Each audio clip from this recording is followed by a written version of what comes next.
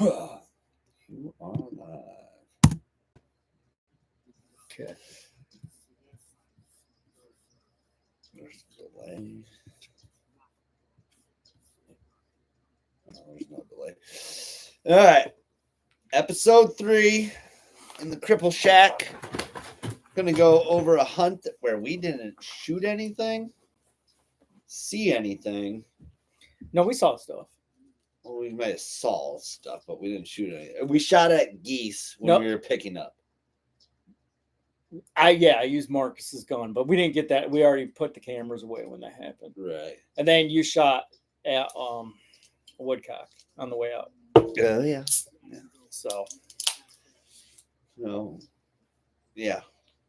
And this swamp that's back here, that was like a big flowing river at one point that dried up. So, and we should also say, like, we were trying to go a lot further back in that marsh, way further, like to a lake, pretty much. Pretty much. And we just got to the first opening. That was the second one. Was that the second one? Yeah, because we made it. So you go through the creek, you go through that really hard spot where you kind of have to find your bearings. You take a left, right? Yep. And then there's the opening where we've seen people hunt, and then you go down the creek a little bit. So we made it maybe through 2 openings. Yeah, but that second one isn't too far. And this was what, Marcus's first? Well, no, he hunted with us. But no, first hunt where, no. So this is the first hunt on water. If you could say that, yeah. Yeah, so you're not going to see anything but a bunch of mud back there. And then me and Chris just went back. We went all the way back, though. And there's water there now, but it still hasn't, like, totally recovered. Okay. Even this area is a little, like, I'd like more water in it. Could you paddle through it? We did, but you had to stay in the deep. You know how everything kind of goes down. You're still kind of following. So you were like over there in that. Like more little left. Like okay. Left of that. Not in there. Mm-hmm. But yeah, and you're never gonna really see us until we like move. But like we're in the brush there. Well, you can kind of see yourself back there. Well, no, you can't. Different view. That's Marcus. I gave him that call, and I was like, "What the hell is that?" Calling a swan? No, that was Marcus. I just gave him that goose call for him to learn on, and he's blowing it. Sounds like a swan or something. I know. I haven't. Oh yeah, I could see us back there. Yeah. Or me in the dog hut. Yeah, I can see the dog hut, and then like we're all in the weeds, but we end up moving later. Yeah, over this way. Yeah, but yeah, no birds. Michigan, I feel like everybody had it. From what I hear, tough season. I don't know where there was a good season. Well, it wasn't here. It wasn't with us. Michigan never has a great season. But I've had better ones. I've seen at least we're like seeing stuff. But this is early teal, and. Yeah, I mean, I think it was pretty hot. I got pretty warm that day too. Yeah, it was not fun getting back there. No, it wasn't fun getting out, which I show the whole painful experience. Oh, you did? Oh yeah, it actually took less time than I thought. I thought it took 45 minutes for us to get out. It took 30. Okay. So you're saying it took us 30 minutes to get out once we had everything loaded up and we were in the water. Yeah. Once we were in the water. And we took 2 boats or 1? 2. 3. We took 2. You and Marcus were in your sports pal, and then I was just in that Old Town solo. Okay. What was I gonna say? Oh, by the way, speaking of canoes, I don't have a Radisson. I have a sports pal. I think so do I. Yeah, I looked at the decal at the front of mine. I was like, oh yeah, that's sports pal. But they're the same thing, aren't they? That's what we were talking about the other day. And I tried looking it up. It's just like Radisson Sport, sports pal. They come up on the same website, so yeah. Yeah, but this was I mean, it's a good morning because you're doing this, but at the same time, this is the beginning of our suffering of the season. Michigan's just suffering. Yeah. Well, maybe next year won't be bad. I'm hoping we have a lot of water. We always hope that. If we don't get another drought like that, because we were in a drought. Well, we've been in a drought for a long time. Because me and you have been hunting for 3 years, 4 years? Yeah. So I'd say right when me and you started hunting is when it started drying out. Because the place that you've never really got... Oh, the honey hole. Yeah. And that's kind of how I judge water around here. That's in the middle of a grass field. And at its prime, I was up to my belly button in water. Yeah, I was just there the other day. So it's up to my belly button in water. And since me and you have hunted, I think one time me and you went out there and there was ankle deep water. Yeah. So you're talking... That was the most I've ever seen it. Well, you're talking feet of water were down. Feet. Yep. I was watching chubs in that hole the other day because there's water in it now. But is it big? Is the hole big? It's the biggest I've ever seen it. I mean, bigger. It's only coming up to his chest. I feel usually in the spring it always gets that way. It's just if we... Well, yeah, it's going to get like that in the spring. To me, it doesn't matter until the groundwater recedes and stuff like that. But if it dries up and later in the summer, like it's done for the past couple years, then yeah, that sucks. Yeah. Yeah, I would like to hunt that hole. I will say that other hole that we hunt as a backup in that same field. I've just never done as good in there. No, but I will say that the water is the best I've ever seen it in there. But it's always good. I think there's a spring or something in it. Yeah, you might be right. I think there might be a spring or something in it. Well, since there's not going to be a bird shot here, I think what we should do over there, because that field way back in that state game area, there's that lake that you've tried to go twice. I don't want to do that. Well, what I'm thinking is we should try it again, but go that one way where we hunted, through that water. Yes. Take a couple, just some cheap kayaks, when it warms up, the water's high, and see if we can paddle into it. You can. You sure? Sure. It looks so close. I was standing up on a hill in the field, and you could see it. You could see that it looks so close, so thick. I've gotten so... Yeah. No, you're gonna die. You're gonna die trying to get back there. We're not spring chickens. We're not. You don't want to do it. The only way I would go hunt Sheets Lake is somebody gave us permission to get back there. Even though it's public, we would have to... Yeah, we had different access, yeah. But, yeah. I don't know. Well, since we're not going to shoot any birds in here... Yeah, we can pretty much talk about whatever. What do you think about that? You think they're going to make a dire doodle? Oh, probably. Yeah, dire doodle. The dire doodle. It needs a bigger jaw. I mean, they say them things are going to be 7 feet long. Did they really say that? Yeah, 6.5, 7 feet long. And if you don't know what I'm talking about, it's not, from what I've heard from scientists, they're not doodles. Yeah, they're not even actual clones. No, they're just morphed gray wolves or something.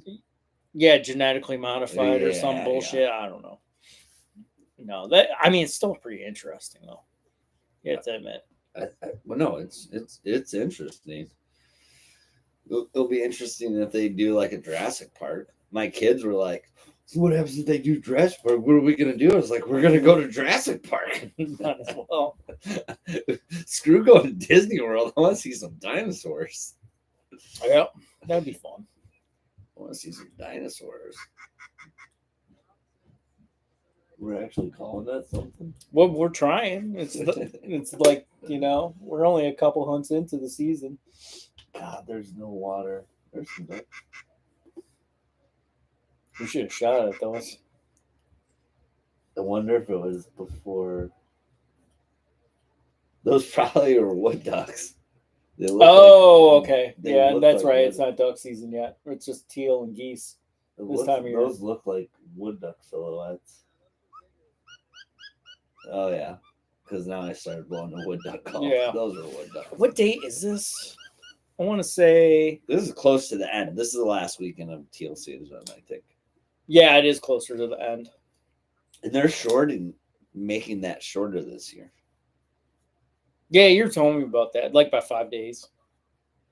Yeah, that podcast that I sent you about the gassing and curb stomping of the Canadian geese. Of the eggs. I read a little bit more about the geese situation. I'm still not finding too much information on it. Yeah, because I did read that. I mean, besides that, those guys, like a lot of the residents are pushing back on it too. about killing them. But it's more like coming from the point of view, like don't hurt the geese, sort of thing. Like more of like a soft heart sort of thing. I mean, I don't understand killing like.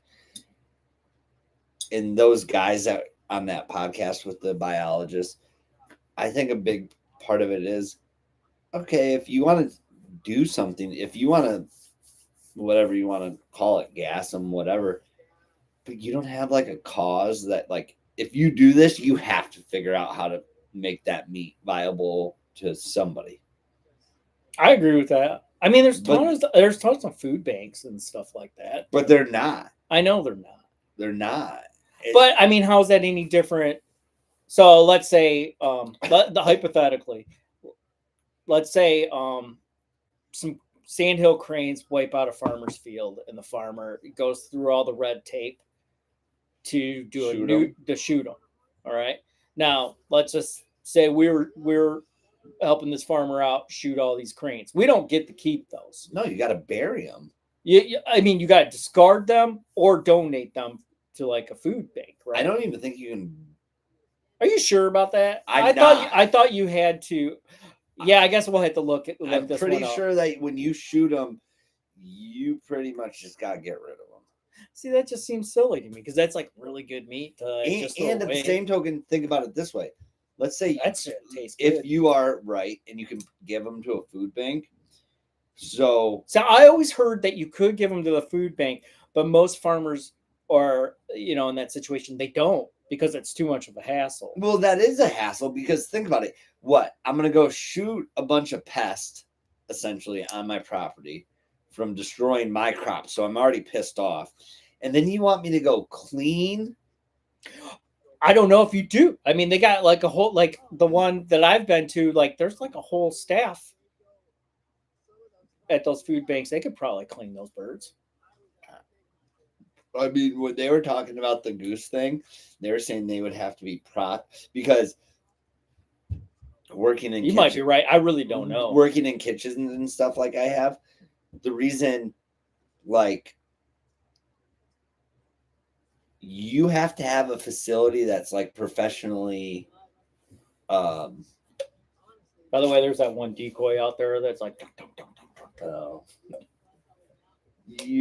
You have to have a professional facility to process food for the masses. So like you can't, like the farmer couldn't just field dress those birds and then go donate it. Like it would have to be, I'm pretty sure, processed at like tabs or something. Oh, and that's how you did. Then you would use that to like take to the food bank or something. Right. I'm really curious about that. It's the same thing with like when me and Lauren were thinking about moving up to North Dakota with the cattle farm. They got all these cattle on there, right?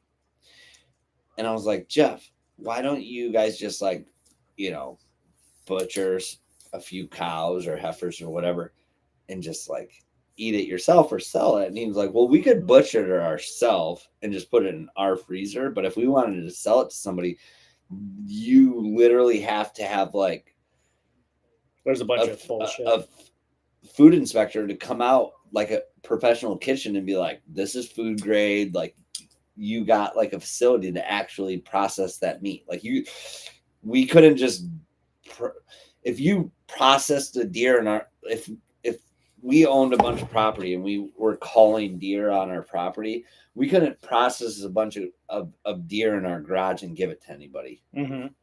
But if we gave it to Tabs or like a meat processing place, we could. But you got to pay X amount of dollars for every deer, right? So why would you do that? I wouldn't. But I also,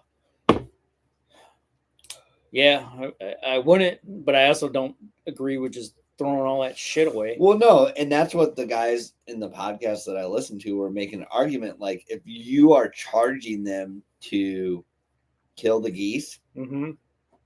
then in that, like, it should just be part of the charge. Like, if you want us to come kill the geese, then you got to pay the whatever amount of cost it is to come in, have them professionally processed. You know what I mean? Yeah, I didn't know that. I didn't. I thought you could just take it to the food bank. No. So here you go. No, Can't do that. No. But at the same token, you should be able to. You should be able to go shoot a sandhill crane that's a nuisance, and then just give the whole bird to somebody that's poor. I mean, you should just be able. I mean, it's just one of those things where it's like if you got approval to like remove like these cranes that are decimated your field, whatever. you know. I mean, I was surprised. Like when I was watching some farmer, they were talking about like how much money. Like I never really took this into consideration of how much that seed costs to plant. Like I can't remember how many acres he had, but this one young guy was talking about the price of how much the seeds cost to plant his fields, and it was upwards, if not more than 30 grand. Oh, so could you imagine you just spent 30 grand on seed? Let's just say planted, I don't know how much acreage that covers, by the way, and then planted all that, and then like a few hundred cranes come in, just destroy it. Thanks, dude. Well, think of what they deal with in Texas with the hogs. I mean, we could, but you could shoot those and eat those all year round.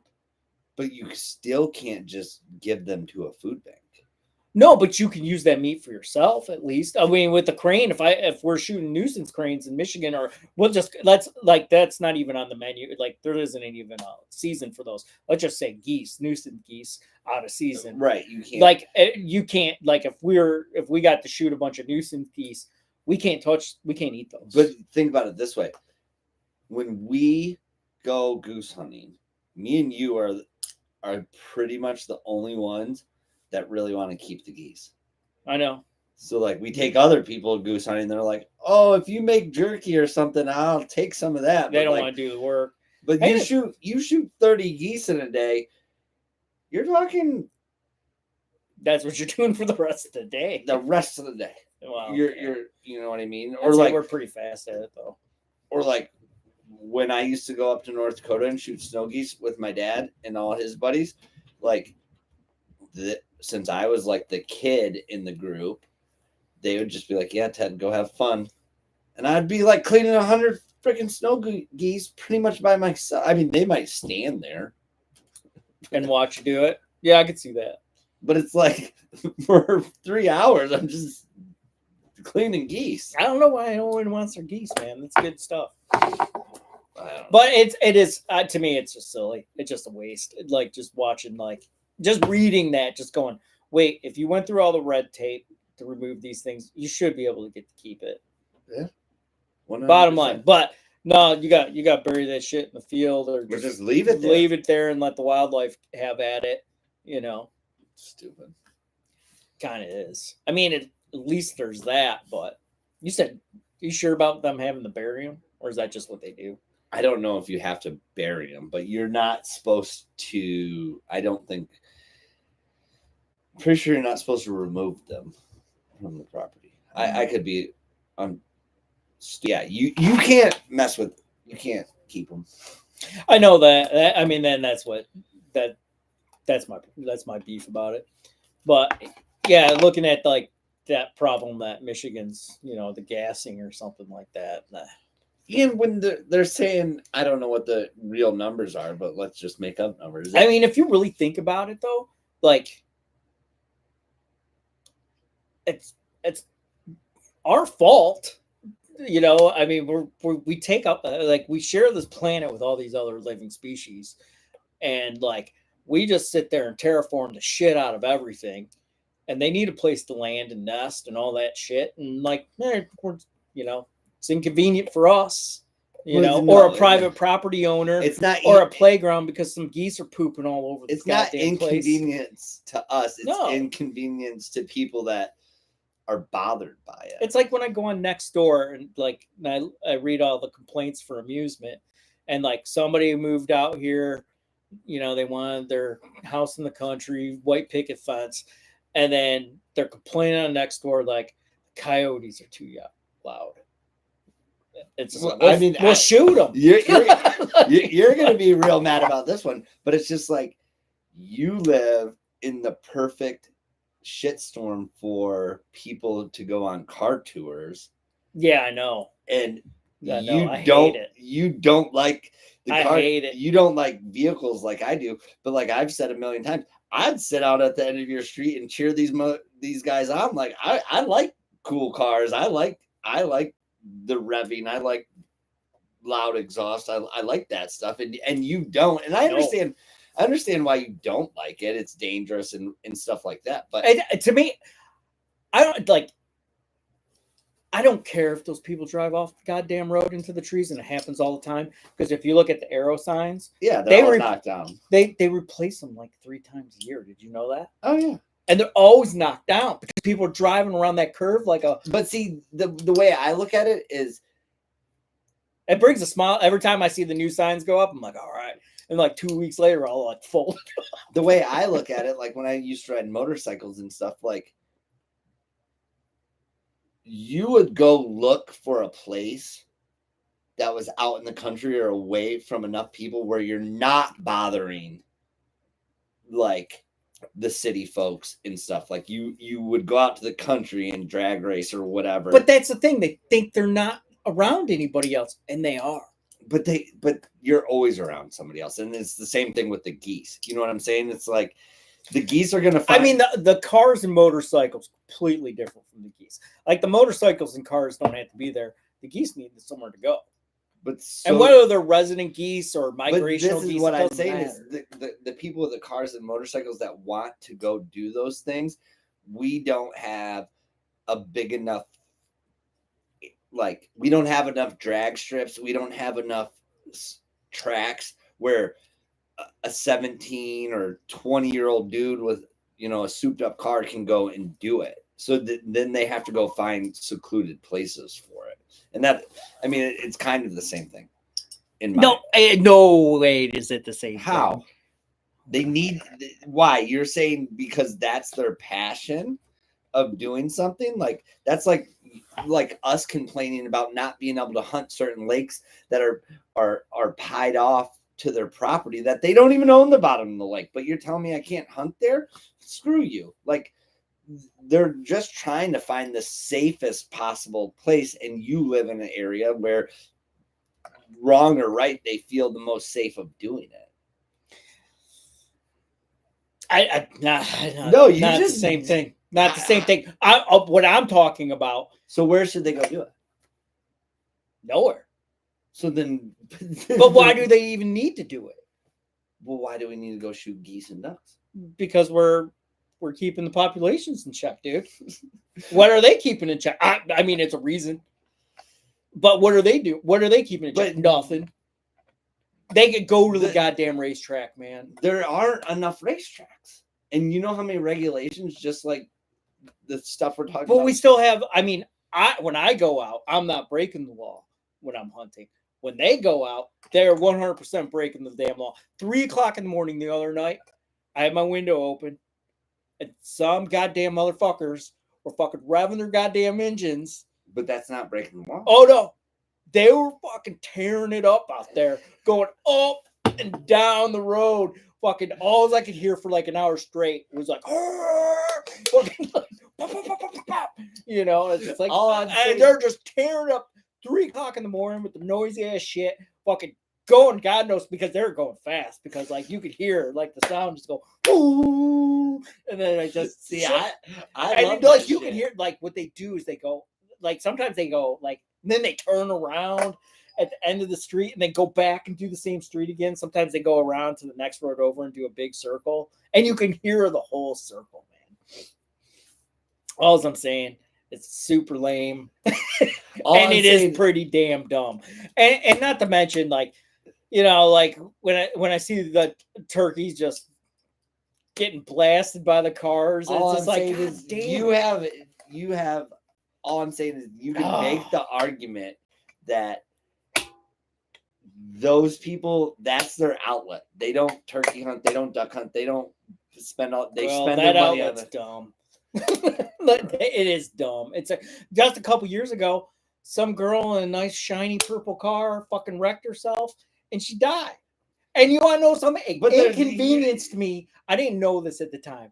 I was driving home. I was coming down my road, and they have the whole road gated off. So I go up to the cop. I'm like, "How am I supposed to get home?" He's like, "I don't know. You gotta go around." I'm like, "I gotta go around the damn lake. It's like 30 minutes, dude." I got really mad, and then like, and he's like, "I don't know what to tell you." I got pissed. What about somebody in some shiny Sitka waders in a nice XL boat with a mud motor that thinks they can break 6 inches of ice and fucking drown out in the middle of the lake? I ain't helping them. but at the same token, it's inconvenience to all the people watching somebody drown out in the front of their house. I mean, just because you don't like freaking wild people driving crazy cars. Dude, it totally doesn't say I'm doing something legal and going by the law. These people are not. Well, at the same token, they just you want to know something? I don't complain about all the Harleys. Sometimes I get like 100 Harleys coming down the road to go to the saloon, you know, because that's a tourist destination. Oh yeah, and I don't complain about that. But you want to know why I don't complain about that? Because they're driving the damn speed limit, man. Every single time in the summertime, I'm driving down the road, and I'll be doing. Somebody almost hits you head on. I've almost gotten in like 2 or 3 head-on collisions with people. One of them was kind of comical, actually. And then, where was I going with this? But all I'm saying is, like, I don't complain about the Harleys, even though they're loud, because they usually go the speed limit. But Harleys suck. I don't. Yeah, but they're loud. Is my example. But they're not breaking the law. I don't complain. Well, what about all the car clubs that don't break the law and they're just loud?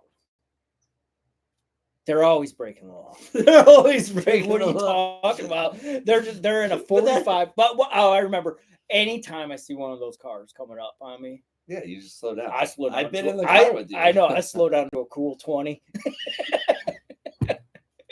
Like, have fun, buddy. All I'm saying is everybody's got their own wrong or right. Laws or not, like, I mean, but if people are driving down that road and they're doing that stuff, I hate you. Like, just I hate you with all my passion. You're very lucky. There's a life with consequences. Well, at least you don't live in Detroit anymore, and they're doing like street takeovers. I never complained about it. I've never complained about cars over there. I think street takeovers are a new thing. It's like where they take over an intersection. And they're like doing donuts and stuff and like running into one another. That's up to them. Dude, people are just crazy, man. Yeah, I don't see that being nearly the same thing as some Canada geese wanting to land in a golf field because they need a place to go. Well, yeah, but at the same time, I can just say to the stupid golfers, like, toughen up, Buttercup. Like, they can say, well, I own this property. I guess my point is, it's like, it's our fault because we take over everything, and then we complain. No, I get that. No, I'm just giving you a hard time. But at the same token, when you listen to that biologist, we're like 100,000 geese over what they want in Michigan. Like the good number, I would have to listen to the podcast again and somebody could correct me. Like, it's like 150 or 175,000 geese in Michigan. Okay. And I don't know if I'm even, maybe it's a million, whatever. But we're like at 350. No, we'll probably be at 500 by the end of by the end of spring. Right. So, like, they were, saying to her, well, then just make bigger limits, and they said, well, we're not in the right flyway or whatever. And I would have there's to hear. too much. And I guess I can push back on the car thing too. There's too much regulation when it comes to that. It's like, well, if we want to be at 150, then we should be able to on year-to-year basis without jumping through all the red hoops and writing whatever. Like, we should be able to say we're at 350,000 geese right now. We're shooting 10 geese per day. We're shooting 10 geese, and next year we'll reevaluate. And the same thing with like the car thing. You don't like them go racing up and down your street, then every other county should have some sort of racetrack where people can go and sign their lives away. Say, if I die, I die. And so we're going to take over more land so people could race. We have more birds that don't have a place to live. You know how big a racetrack is? You're talking about a quarter-mile racetrack. Well, what about that one? I don't want to say any names. The one north of 94. Is it a dirt track or is it a actual racetrack? It's like one of the. It's an actual racetrack. Like a drag strip or a racetrack? I think it's a track because they do a bunch of testing there too. Oh, that's probably. But what I'm saying is they have so many. You're not in that. Like, I used to be really into all that stuff. There's so many regulations when you go to those types of places. But there's so many regulations when you're on. That's what I'm saying. We need to get rid of like and I think, oh god, that shit's so dumb. Because I don't care about the racetracks or the people driving up and down the road. But you got to care about all the people that have hobbies that want to do something. I'm not saying but follow the law like I do. That's fine. Go 45. That's fine. I totally get that. And then there's also, you would say there's like we can't hunt the fucking metro parks. Yeah, I have a problem with that. We should be able to hunt that. 100%. The river that I'm not going to name. We should be able to hunt that. We should. There's no houses on it. We should be able to hunt it. That's not true. Well, I mean, there's not enough houses. No. From the dam down to the A&W. I'm trying not to use the name of this. Yeah. There's, I've fished that, right? There's like, maybe like you could easily hunt that and be legally far enough away from houses. Yeah. Easily. But they focus. I mean, you can hunt it like more north of us, that river, but it just concentrates all the hunters in one spot. I think that's another problem. They like it are places of like where we get the hunt. You bring up a good point because like where we get the hunt, they keep on concentrating us into smaller, and then we lose the ability to actually get more geese. And then we got all these people complaining there's just too many damn geese. And that's what I'm using the racetrack thing is because the reason racetracks get shut down is because somebody moves out to the country where a racetrack is and they go, I bought this 40 acres and these assholes over here are revving their engines at, from 6 o'clock in the afternoon till midnight drag racing. And I want them shut down because I just spent $350,000 on this house. And it's the exact same thing that's going on with hunting. It's, oh, you're still the 450 feet away from them, but no. Your gunshots woke me up this morning, so I'm going to cause a big ass stink about it. And I don't want you hunting on the river anymore. Yeah. That's happened with, so there was a big thing going on the, the lake by my house, the channel that connects the two big lakes. Okay. All right. We hunt the channel in front of the point that goes to the next lake. Yeah. All right. So, like, people were bow fishing, and they bow fish like every single night and all that stuff. But people were complaining about the lights, and it's like complain about the motors because a lot of people use airboats and like. Well, I don't think I've never seen an airboat over there. No, I've never seen one. Well, so talking about Who would have an airport? a lot of bow fishermen have Really? airboats. I've never seen. Listen to Like, this story. I don't think So I've seen that. when me and Lauren got married, we rented out a Boy Scout camp on the other side of the state. Okay, The whole camp. the whole camp. You rented it? Yeah. Okay. I How mean, much did that cost? $2,000. Why'd you guys do? You rented out the whole camp for what? Well, because we thought it was the coolest idea. We got a huge venue that we decorated ourselves, like a whole like When did you do this? when we got married. Oh, I see. Okay, go on. Okay, and so it was. It wasn't an active boy camp, or Boy Scout camp, but they had like 20 cabins, like primitive cabins, like bunk beds and stuff in it. So we rented the whole thing out for $2,000. We had like 120 people come to our wedding, and we were like, "You, long as you bring camping gear, we'll assign like friends and family to." So nobody had to get a hotel room. Oh, So okay. everybody who just That's a wanted good to idea. stay the night could just stay there. We had a lake, we had a fire pit, like it was cool. You know what I Okay. mean?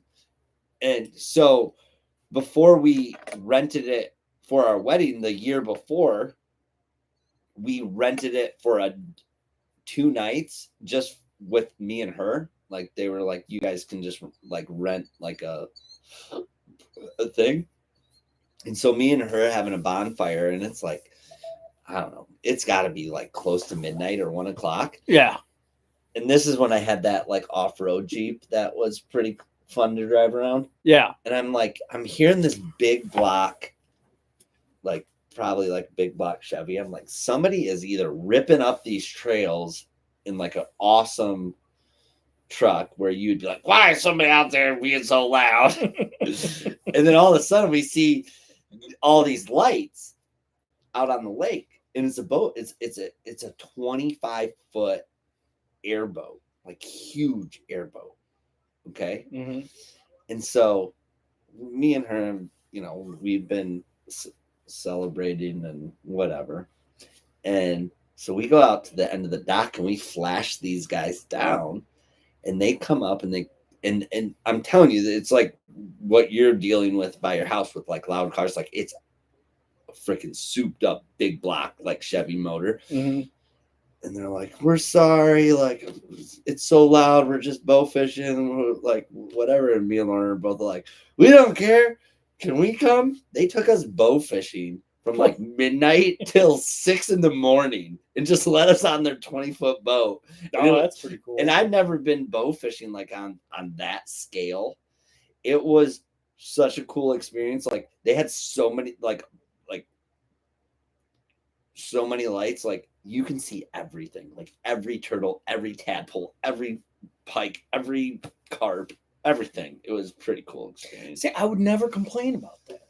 But that boat was louder than any car that drives by. I believe it, but you would never hear me complain about that. Well, no, and that's what I'm saying is people get their panties in a bunch about other people's hobbies, and it's like, I try and look at it from that point of view. But like I said, I'm going back to the whole law thing. They're not playing by the rules. They're doing whatever the hell they want. And you got kids and you got people living around. And like I said, I've almost been in a couple head-on collisions. One time, it was at 6 a.m. in the morning. I swear to God, this was the weirdest thing I've ever, like, Chris and I, it was the morning, we're driving somewhere. It's probably about like 6 o'clock in the morning. And I don't remember where we're going, but we're driving towards, we're probably going to get coffee or something. Yeah. We ran out of milk or coffee or whatever the situation was. But we're driving up the road, and then over the hill, you just see like this red Ford Ranger present itself. And I swear to God, it was on like 2 wheels at one point, driving like something you'd see on, I don't know, it's Cops. like something crazy. Like this guy was out of control, and like he was like his tail of his truck is going crazy. Like he like as he's coming over the hill, he's like slightly on 2 wheels and like that, and then he's just doing this, and I'm just like, Okay. Trying to drive. I was just like, this is 6 o'clock in the morning, motherfucker. And I think he crashed down the road. And if I see somebody like driving disrespectfully like that and they crash, I ain't fucking helping you, dude. You are on your own. Good luck with that cell phone if you're capable, because it ain't working. Okay, I totally get where you're coming from with that, like a safety. I am not killing. When I go out, I don't know how you could compare. I am not putting other people's lives at risk. You almost killed a DNR agent. When we were up north grouse hunting. Hey, no, no way, dude. No, that was 100% his fault. Did you see his tire skid marks? I know. He was driving like an asshole. I know. That motherfucker was driving like we pull up. We're driving what, like 10 miles per hour, and then like I just turn left, and then like all of a sudden I'm getting pulled over in the woods. He was definitely driving like an asshole. And then he like pulls us over like we're the assholes, and I'm just like, what's going on? No, and we've seen that DNR guy drive around on the yeah. main roads. He ain't going slow. He's going faster than guys on your He's going street. faster than God. He's driving way faster than the guys on your street. He definitely is. He's like, I remember one time he's like, that guy has to be somewhere. He's Tokyo drifting everywhere. He is Tokyo drifting everywhere. He's 100% Tokyo. I totally forgot about that. But that was, I took the blame for it and everything. But because we were both like, what is going on? Like, we're just driving. Literally, like you said, I'm on my phone on Onyx. We're going like 10 miles an hour. And you go, whoa, we're getting pulled over. I'm like, we're getting pulled over for what? We were literally going 10 miles an hour. That was fucking hilarious. The more I think about it. And the guy's like, you cut me off. No shit. No shit, we cut you off. You're going a million miles an hour. He's like, I didn't see me. No, no. And I had no idea how fast he was going either until we saw those skid marks. Yeah, we turned around. He was freaking flying. Freaking just, yeah, he was like. People like drive back here. I'm going 10 miles per hour. Yeah. Like, what do you want from me? What's the movie where, it's like a Super Trooper, and he's like, I can't pull over anymore. I can't pull over anymore. Oh, this is when we were. Oh yeah, we're moving. Like we think we're gonna get better luck by moving like 10 feet that way. Well, the sun was in our face. Oh, that would be a good reason. Marcus is like, why do they have me out in this bullshit? No, he said we asked him about that, and he was happy about being out there. No, but like think of new people that walk in like a marsh that's really mucky, like Kenny or anybody. I mean, Kenny's not a new person, but he doesn't walk in the marsh. Even you, like sometimes. Yeah, I do. It's like sometimes it's just like it's 4 o'clock in the morning. I'm tired. Sometimes you're like, should I get out of the boat? I'm just like, stay in the boat. Stay in the boat. Like you didn't grow up walking in a marsh. No. I used to do that with like he almost fell right there. Yeah, that stuff was that mud was not fun. Like when I was like really young, like 10 or 11, then my dad would have me. But you're also really light. Like you can like you're. Yeah, like you're pretty much hovering over that stuff. We're like sinking down to our waist in it. Yeah, no, I can walk through that shit pretty easily, especially in them high and dry waders. Freaking just slip. Man, that's the most action that we've had all day. Was right there. Just no, actually, when we walk out, it's the most action. Now I gotta pee. Oh man, no, I don't got my sign. Now it starts. What did you say? I gotta have the break screen, the title card. Yeah, we gotta amp this up.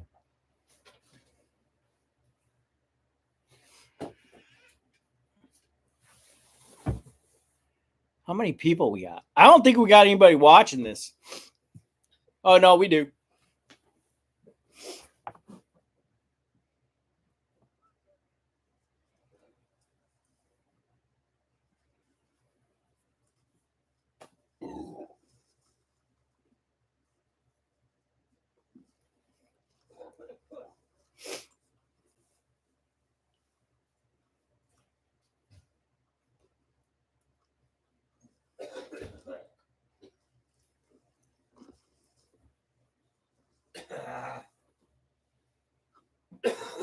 Yeah, but that was funny getting pulled over in the woods. Who gets pulled over in the woods? I see lights coming up.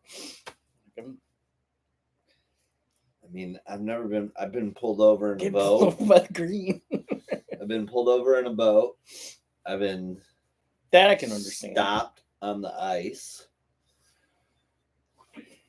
I mean, our one DNR agent, and he's a very nice guy. He I feel like he just sees one of our trucks and he's like, "Oh, these guys, I'm gonna go talk to them for Right. 35 minutes." He's like, he doesn't even interrupt the hunt. He's just like, "Oh, they're not doing anything. Hey guys." Like, they're just waiting for birds that aren't coming. He's like, he's got his big ass coffee. He's like, "Have you seen anything?" He's probably trying to figure out where to shoot ducks next weekend. But it is funny when we actually do, we are successful and get a few birds, and he's there, and he's like, "You guys get anything?" And we're like, "Yeah, we got this." And he's like, "Really?" Like, he's all excited. He's like, "Nobody else is shooting anything." We did okay. But yeah, no, one of the other good ones that got pulled over, or not pulled over, but checked, was that one where he jumped out of the woods at the boat launch. Oh, I saw him. See, I didn't know what was going on, and then he like jumps out of the woods like, "Hi!" He was hiding behind the tree. Christ. No, because I was like, we were ripping in the boat, and I wanted to go check out like down. That little thing. And then like I ripped that by the boat launch, and I'm like, man, not that we were doing anything wrong. I was just like, oh, Green Jeans is up there, and then he's like, I know it scared the shit out of me, man. It's like, but I told you, but it was coming. I was hunting at one of my I was by myself, and like I'm just sitting in some trees waiting for some ducks. I just sat. I was only there for 30 minutes, and all of a sudden, like, DNR officer just like, "Hello," just pops out of the woods. Out of nowhere, what the fuck is happening? Like, scared the shit out of me, man. There was one. Like, they always scare you. Like, well, there was a DNR. I think he retired. There was a DNR guy that for years, growing up in the Kalamazoo area, that dude would, especially with ice fishing, he would like hide in the woods with binoculars, mm-hmm. and like he would always do that to everybody. Like, you just be walking off a lake. Like, with your jump out and be like, "Hey," and not like mean, but like you'd be like, "Jesus," like you've just been sitting in the woods with binoculars watching us. We didn't catch any fish or whatever. Yeah, I don't have a story, but a group of friends, they were all like partaking in things that might not have been illegal at that time. In an ice shanty, mm-hmm. like weed. Oh, okay. And they're like smoking in the ice shanty, and the DNR agent like came and opened the door, and it was just like, and they had a 4-wheeler on the ice, and like none of them had a driver's license. Okay. So like the only one that could drive, the only one that was sober was some girlfriend that wasn't fishing or anything, and she had to drive the 4-wheeler off the ice, having no idea how to drive it. We should probably just keep the cameras on us like as we're getting out, because some of the interactions we have with these guys, they're always good. Yeah, they are. The only place that I've had bad interactions with the DNR is out like on the big lakes on the east side of the state. Oh, really? And not like bad, but like just kind of annoying, where they're like, they're just not nice. Like, especially like, you've seen how I interact with them. I'm like, here's my my license is literally my screensaver. Like, right. You know what I mean? Like, I'm so like, here's like Lauren.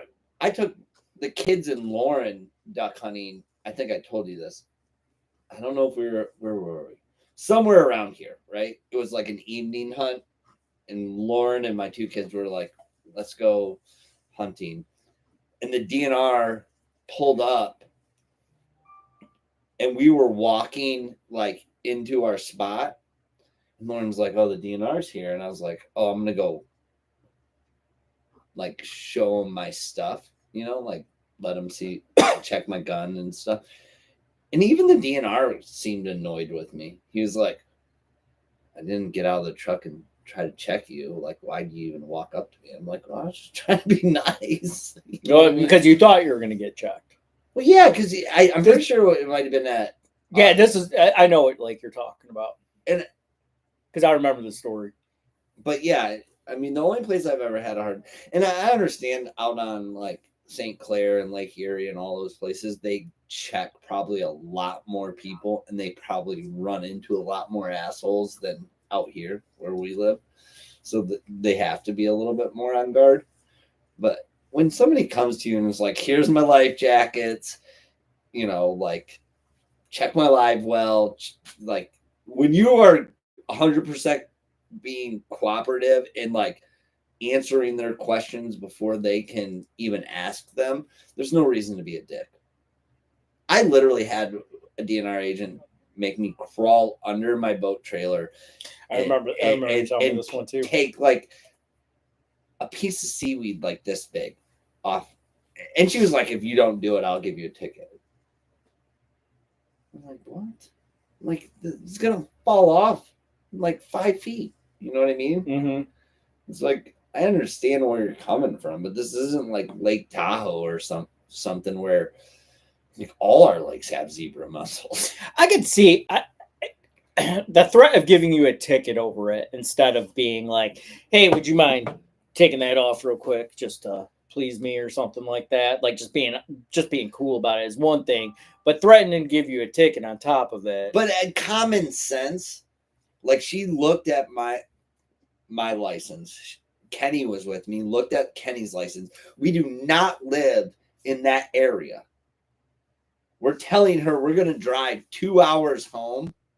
Are you really? I mean, maybe I'm wrong. Maybe a biologist would tell me that you driving down the highway, 94, and, a strand of seaweed falls off and it's going to get into some pond on the side of the road and cause it to have, some invasive whatever. But it's like, come on. I don't want to sound too. If my boat, I don't want to sound too negative or anything like that. But dude, if my trailer that's was, like picking at like. If my trailer axle was covered, like it looked like we grassed in my trailer axle with grass, because I've pulled my boat out of places where like the whole axle's full of grass. I can understand getting out under there and cleaning it. But when you're talking like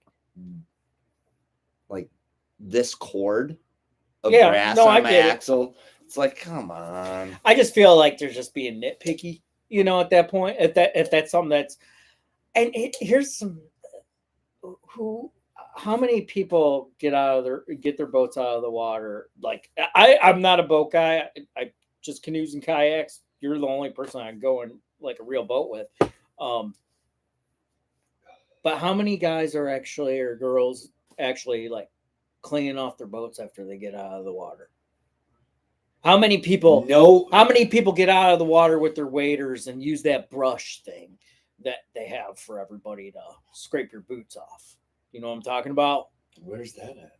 It's at, like, you'll see it at like more like, they're not at every single one, but occasionally I'll see like a boot brush set up, and they want like people to brush it off. Yeah, get out of the water. So and it's like, who's doing that? I got news for everybody. No one.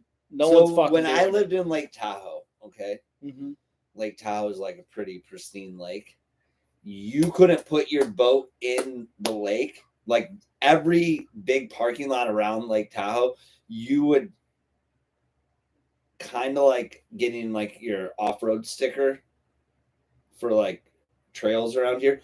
You would pull your boat in, They inspect it. They inspect like the inside of it, like where the water gets pulled in with the bilge pump and stuff. Okay. They run fresh water through it. They pump it out. They make sure the boat's all clean. They give you a sticker and say, for long as you don't put your boat in any other bodies of water, you're good to put your boat in X amount of days or whatever in Lake Tahoe. But if you went to a different body of water, is it going to be the same setup where they got like this pristine setup going on? No, but and then you go back, and then you come back, but you got a sticker now that's good for. Let's say you go to Lake Tahoe, we get the sticker. Go to some other lake, but don't tell them. I never had a boat out there, so I don't know how that works. I just know that, and I have been at the lake that you live close to. I've had. It wasn't mandatory, but I let them do it. They had a check station where they cleaned my boat out. At the big lake by me? Yep, in the parking lot. When was this? I don't know. Since I've lived here. Did they only do it once? It's the only time I have keychains from it. Yeah, like right by the gazebos and stuff in the big parking lot where we goose hunted. They just did it one time. Yeah. What did that accomplish? How much did we pay for that? Probably $1 million. Probably. I mean, honestly, we're going to do this once to teach people nothing. And the funny thing is, I had a live well full of fish. They didn't even look in the live well. Because we only care about invasive species that are already spread all over the place. But I had water from the lake in my live well. Oh, I see your point. So they didn't even look in my live well. Well, I don't know. They didn't. The whole thing just sounds dumb to me. It sounds broken and pointless. I mean, that's what it sounds like. I mean, I value the idea of it, but let's just be honest. Zebra mussels, shit ain't working. Zebra mussels and carp fuck lakes up. Yeah, I believe it. But I don't know how to stop it. Well, you need just people to be. There has to be right now. It's just on the honor system, you know. But like you said, who's doing it? Yeah, I don't think there's a way to stop it. Like, I don't know. Like, take one of these 5 pairs of waders here. Like, how long does can something live on my waders and transfer over even though I bring them inside? I have no idea. I can't answer that. Probably. I've never even thought about it, to be honest, because we jump around like crazy. But I mean, apparently there's something to it because, you know, there's a few spots around here that have boot brushes for you. Well, speaking of boots, I don't know what people wear for deck boots, but I was wearing Extra Toughs. And then our friend Brian from High and Dry told me to get these. Bowie? Is that how you say that? Bowie? Sure. So we'll see how these hold up. Anybody have? And then what deck boots did you buy? I bought the Schnees. Schnees? Yep. And Brian doesn't like those. You know, I'm gonna have to disagree. You. I'm gonna have to disagree with Brian. But I know why Brian doesn't like these. But you can't put down this boot because I guarantee you they're more comfortable than those. These things look better built. I mean, these things are really nice. They look better built. Yeah. Yeah. And how much were those? 134, I think. Okay, so these were. I think I paid 130 or something. These were 100. Yeah, I know. I looked at those too, and then I saw these. I'm like, I'm just gonna splurge the extra $30 for. But I've been wearing the Extra Toughs for dog training, and like I go through a pair of Extra Toughs in like 4 months. Just tear them to pieces. Well, we'll see how long even my kids and wife all have Extra Toughs, and they all have ripped through them. Yeah. So well, I'm not wearing Extra Toughs anymore. I'm wearing these things every day, and I'm a month in so far. Yeah, and they don't look beat up at all. No, they're fine so far. I mean, but we'll see. Give them another few months, and we'll see how they do. Because I've been wearing them everywhere. I've been using them for everything. I like took off my other boots, and I'm like, these are comfortable. Because I needed something just to slip on. Yeah, Are you gonna put muck boots on, or are you gonna wear those when we start our special secret project in the swamp? I just figured that I would be wearing Waders. yeah, for that project. We don't know. I mean, the water's high, so what? I mean, it doesn't matter if I wear. I guess it depends on how warm it is too. You You know, might just go barefoot. maybe I might just wear just water shoes. If it's hot outside, then and the water's comfortable, then I'm just gonna wear like normal water shoes. I think we need to start that project like now. I would Super agree. secret. I would agree with you, but I'm pretty slammed until mid-May. People just need to start watching these more so he doesn't have to be slammed. We got 2 people, man. There's 2 people watching. What do you think it is? I don't. I wonder. You think it's our wives? I do think it's our wives. Hey, babe, Lauren.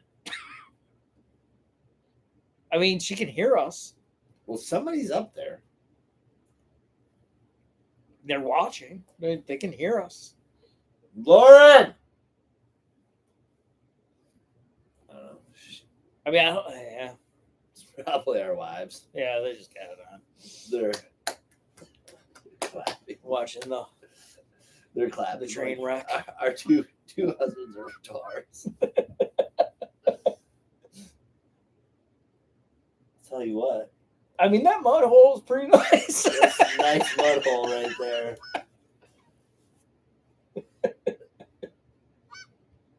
Oh, somebody's calling. I think I am. Yeah, I was trying to find it with the 360. I'm like, where are these damn geese? I can't see any geese. I like was panning the 360 everywhere. I couldn't find it. I see more people using 360 cameras now. They're awesome. I highly recommend them. They're my No, favorite but they're camera. not using the GoPro one. They're using something else. I might actually. Because GoPro was supposed to come out with a new one, right? Okay. And they basically refreshed the current one. What? Just new software? No, I mean it's not. It's more than software. Like there's like new connections and New connection. yeah, you have to look it up. But like it wasn't soft. It was more than it was like more hardware based and yeah, you'd have to look up it's not enough for me to go, ooh, I want one, you know. But I'm kind of at the point. It's like, when's the new one coming out? At this point, you know, like I'm really happy with the one I have, but I want to see some improvements, some real improvements. Speaking of like interesting people that we could get on the podcast, my neighbor, The fence neighbor. Yeah, I'm gonna be. We're gonna get the neighbor. No, I'm We've gonna got the tell you neighbor right now. Me and him got into like where I thought we were gonna get into like either calling the cops on each other or like fighting. Oh, you're talking before the project. Before the project, Yeah, we before the had some fence project. really bad interactions, and like we built a fence in between our house recently, and got over like it shows not to hold a grudge in life because now I really like the guy. Well, yeah. And he's like, and I went over to talk to him today, and he actually was like, dude, I'm sorry. I got bad temper. But dude, he's got zebra, like all sorts of like water buffalo. Like he's got, I don't know what they're called, but like the ibex or whatever. Like one of the mounts in there has a horn like this long. How big is his house? I don't know, the size of my house. And he's single. I mean, I think he is now. She had to move out because of all the mounts. But there's so many mounts in there. He's got all sorts of cool mounts. And he shot most of his deer with a recurve. That's impressive. Yeah, that's pretty cool. And I like turkeys, gotta ask. he said he's How really work- good at a diaphragm call too. Okay. I mean, I never said I was really good. I can just do the job. Well, I can't.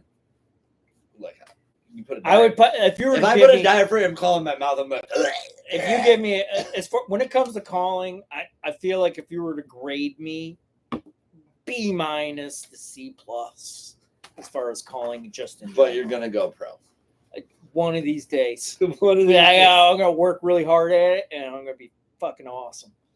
Make that money. Look out! Here I come. I'm gonna be calling owls with my mouth. Well, you're gonna take me and Marcus Oh. turkey hunting this year. Yeah, that'll be fun. I'm looking forward to that. Like thank God turkey season's coming, man. Oh, wait, what is today's date? Today's the 9th. Got 10 more days, man. Well, Thank God. Well, see, you need to get your freaking new dog so you can go to the ranch with me and freaking run pheasants all year. Dude, I don't want to ruin my dog. I'm not gonna ruin. I have 5 dogs. Dude, Okay. I have 5 dogs, and I'm pretty sure I could take Girl back, even though she had a bad experience. Mhm. I could take Girl back She'll probably be fine. and she'd be fine. Yeah, she'll be She fine. just had one bad experience with it was a perfect storm, and it took me a week to fix the problem that arose. Yeah, I mean that I get it. Like, But at the same token, when your dog's conditioned to that, you don't have to ever worry about it in any other thing. So if you, in my opinion, like I told Lauren, if you have a dog that has a problem that you can't, like, then you got a soft dog. Mhm. Like if your dog can't handle like going to the tower shoot and stuff, like you got a soft dog. I don't know. I have mixed feelings on that one. Yeah, Because that just sounds. I don't. I'm sorry. It just sounds. It's too much. It's just like I'm pretty judgmental when it comes to things like that. And you're super soft when it comes to dogs. I am soft when it comes to You're because I super don't. soft. I'm not. My idea is patience. Like I'll get there. It might be a slow road, but I will get But there. you are super soft when it comes to I dogs. like my dudes. But see, this is where I went from having dogs like yours to I'm at the point now, if I didn't have a wife and kids, as soon as I saw the problems like the characteristics in a dog that I didn't like, I would give them to somebody that was like you. And be like, oh, here. I would never, knowing what I know now, I would never take that dog. Why? Tulip would hunt just as good as most dogs. but I'm not looking to put myself in the situation again. I But mean, Tulip- Chubbs, he's not a soft dog. What I'm saying is, I'm competing in the world of competition. Yeah, of but we're dogs. talking about the preserve doing tower shoots and Right, stuff. but That's like not the even hunting. nerve. But you've never taken. I'm when not you- taking a dog to a shot tower. When you tower get shoot your like new that. dog and you go compete, because I'm gonna make you do it. Okay. The only reason why No, you would ever you're- see me do it is if the breeder's like, "Hey, we need you to do this," and I agree. But no, but you got to look at it this way. You're not competing to like puff your chest out. You're competing to test your training. Because if you're not pushing your training, then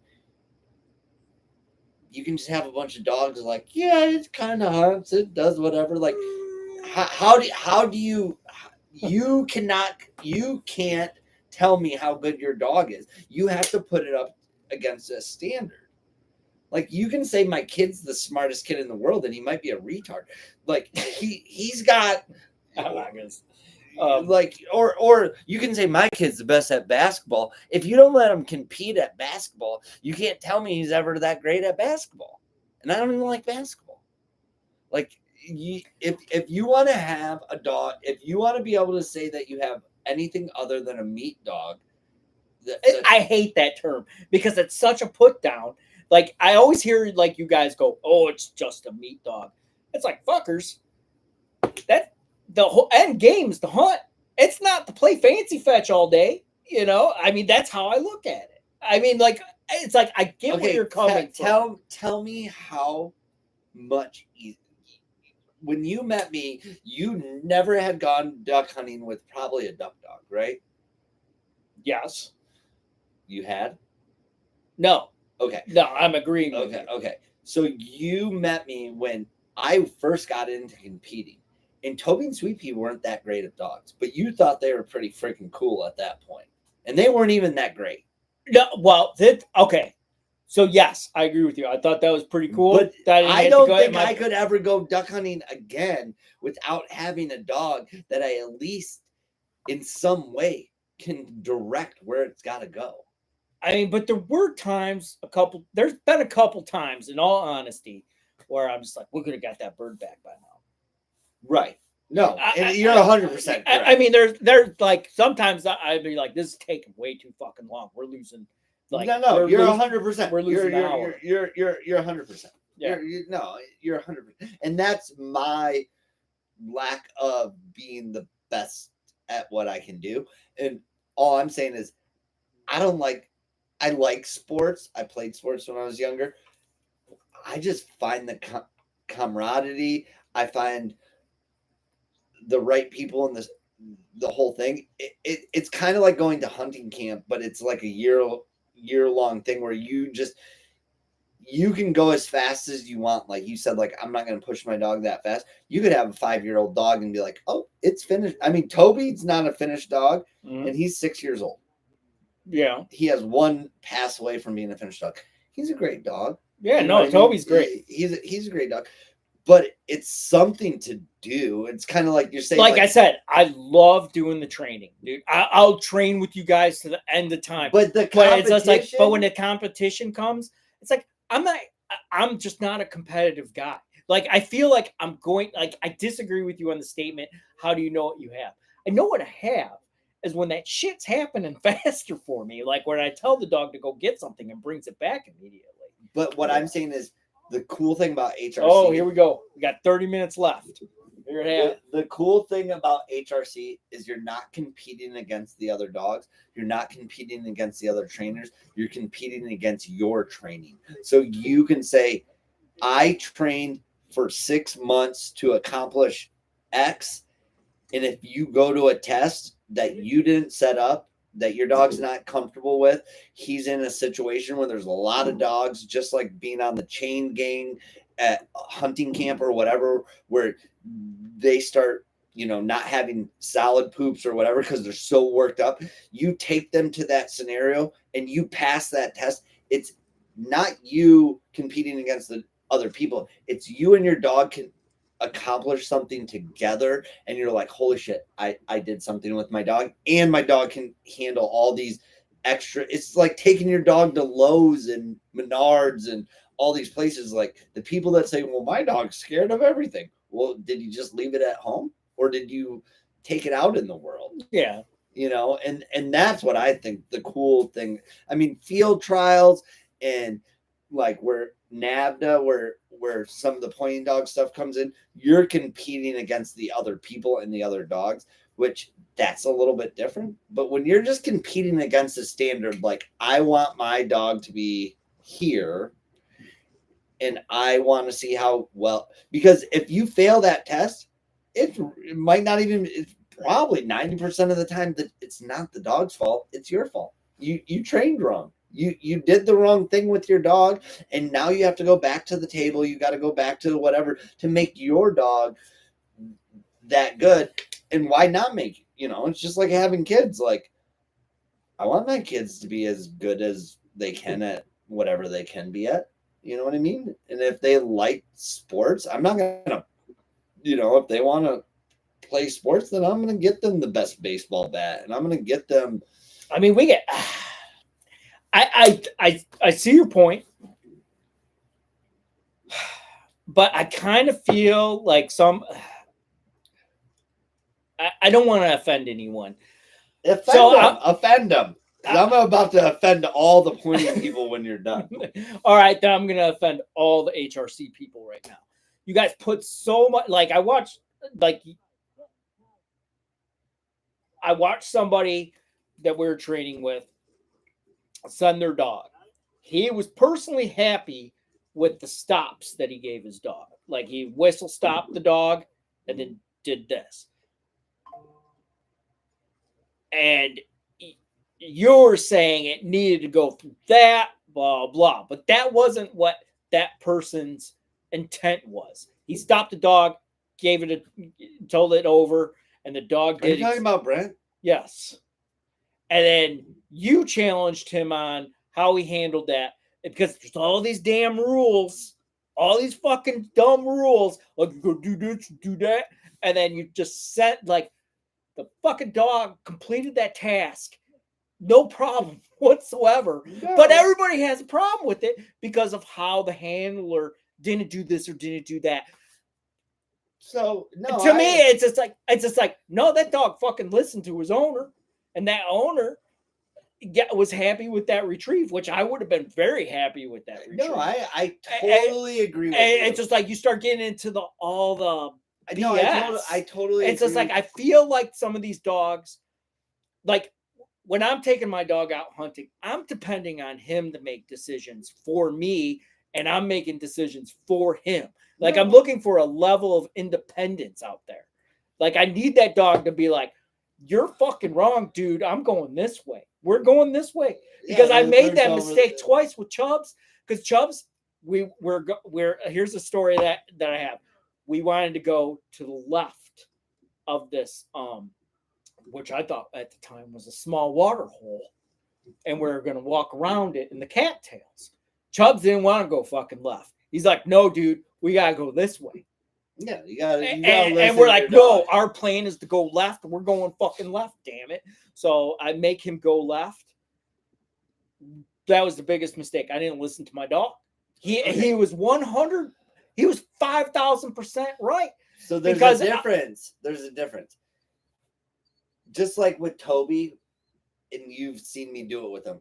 We're gonna let him talk about this shit in a second. I let him go in the cattails, right? I let Toby go in the cattails, and I'll put it up to Bob or Jim or anybody. Toby can hunt the cattails where I can't see him, and I'm just gonna trust that he knows he's using his nose.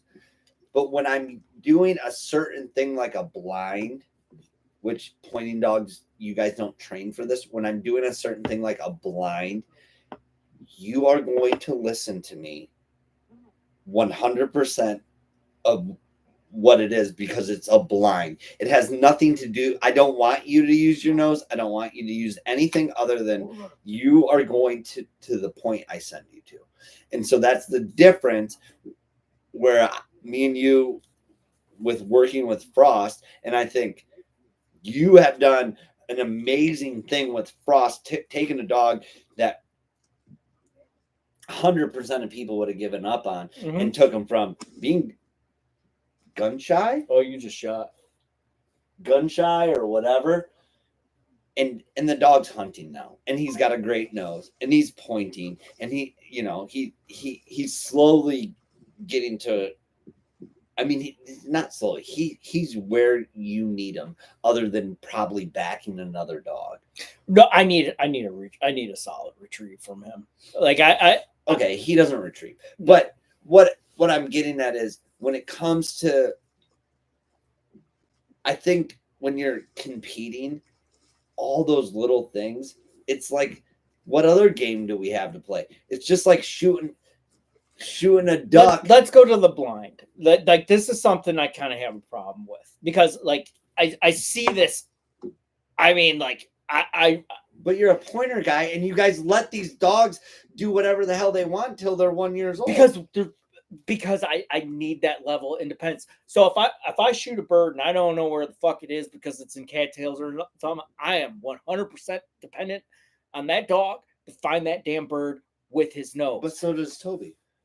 But I have seen a problem this year. The previous season, he was doing awesome. And that bird that you're talking about. No, I'm talking. There was a few birds that he struggled on where he wouldn't have struggled on it the previous years.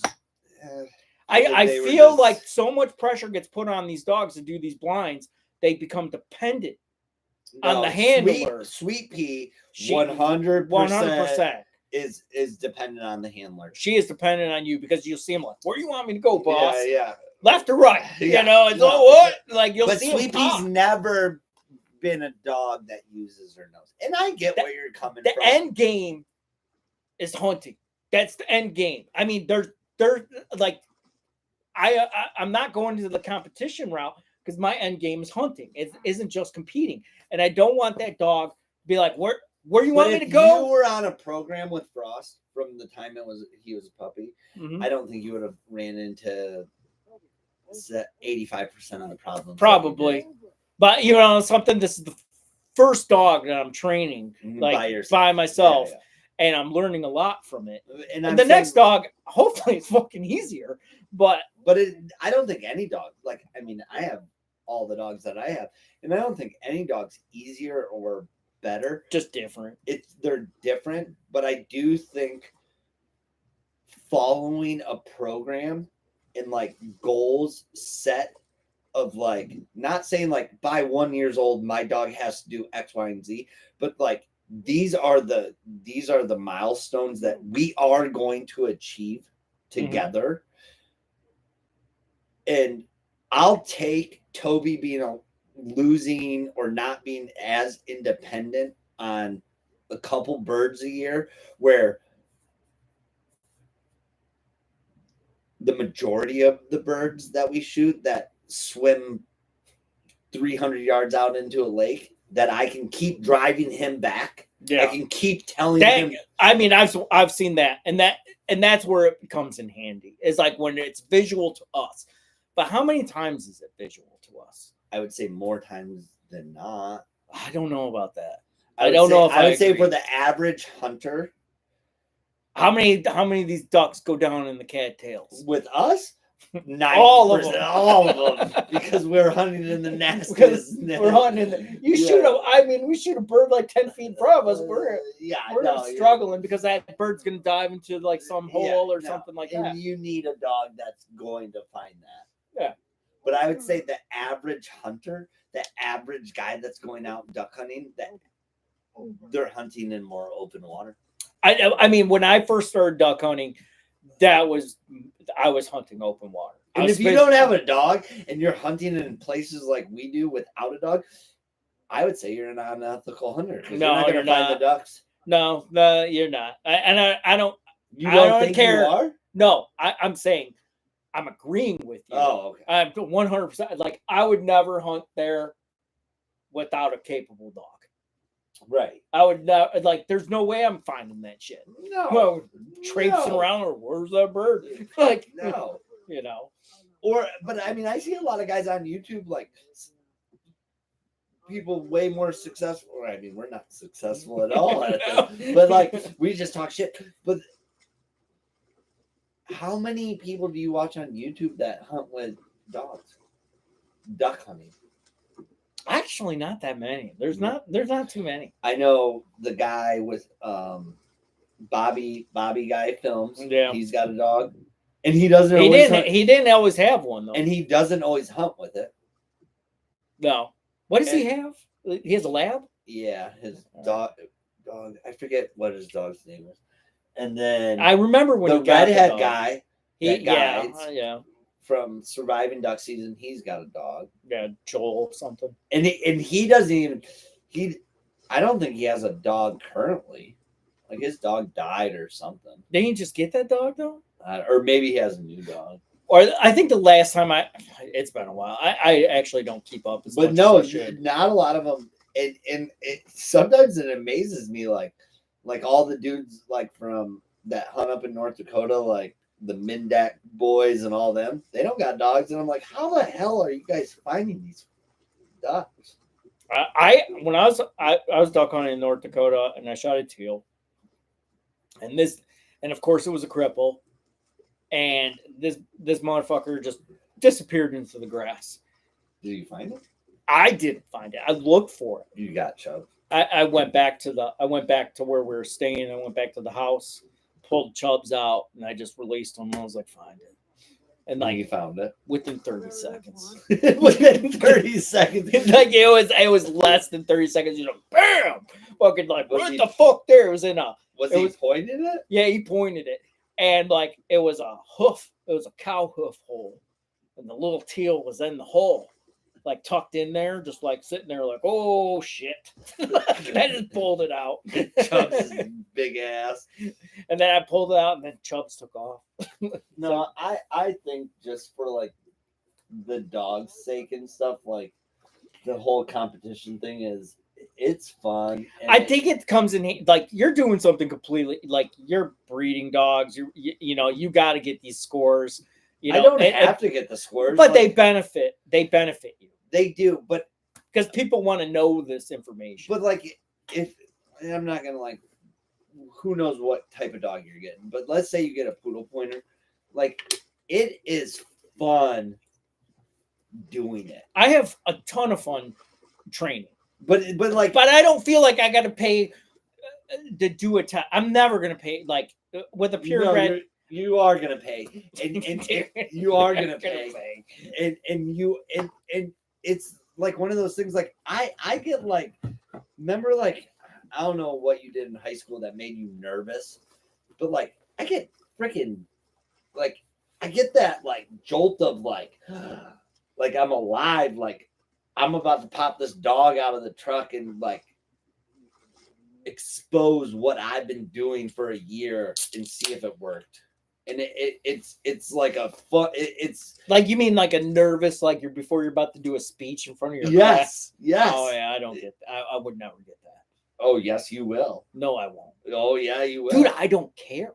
Oh, you will. No, I won't. You will. I don't. No, I don't think I will. I just for whatever reason. So if you can pull that off. If you can pull that level of, because I don't give a fuck. But I don't care what anyone thinks of me or anything. Then you're gonna be the best dog trainer ever because the dog's never gonna feel any type of anxiety, and you're gonna be able to go up there and fucking do exactly what you guys have been training for a year, and you're gonna smash everything. Hold on, then everybody's gonna want you to train their dog because you're so fucking calm. Well, I'll tell you one thing. The only time. There was one thing I did feel embarrassed. It wasn't nerves. It was more embarrassed. God damn, what was it? It was Chubbs. He embarrassed me. So when I was trying to get into hunting and everything, so like I started, when did I start? Like, how old's Chubbs? Hold on, I gotta get a beer. All right. Well, just take one of those. No, I don't want it. Jesus Christ.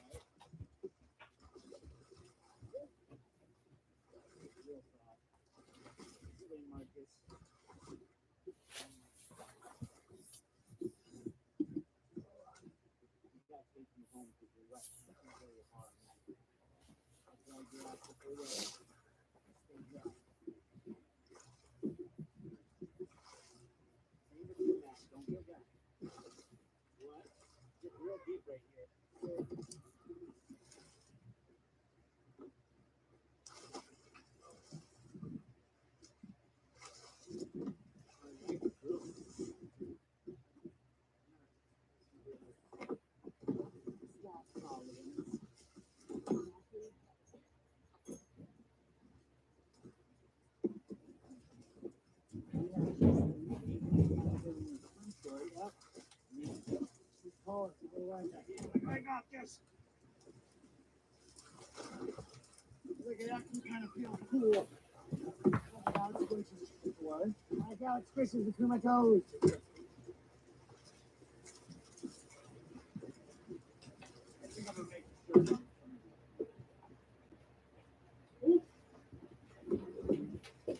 All right, so Chubbs embarrassed you. Yeah, so when I first started getting into all this stuff, so he's 11. So I started, because that I pretty much started just self-teaching myself all this stuff. And so when I got this dog, I was just like, well, I got to keep on training. I didn't have any support whatsoever. Like I didn't have like people going, well, this is how you teach your dog to hunt. So I was just grabbing at anything. So I got Chubbs into agility. Oh, really? Yeah. I got him into agility because it's communication. Did you do it? Yeah. I didn't compete. I was just in the classes and stuff like that. So when we lived back over in the Detroit I can area. only see Chubb doing it. Oh, he was good in the beginning. I'm sure he's great. He's Like, a fucking everybody boy. was impressed because like we're just running our asses off. And he's like, It was like I'm just like, this is awesome. This dog's listening to me. He's weaving in between the poles. He's doing all the fucking shit, and it's not that hard to us. Then we move and we go to a new agility place, right? We go because we moved away, and we're at this new agility place. Well, Chubb's he's never really like you could tell like he's never really liked it. Like it's not what he wanted to do, right? no. Chubb, So they basically at this new agility place, he just pretty much said "fuck you," and wouldn't do shit. Like he was just running anywhere he wanted to. He ran out of the agility yard, and went up these stairs into their building and stuff like that. I had to go chasing him and stuff like that. This lady was getting mad at me and shit like that.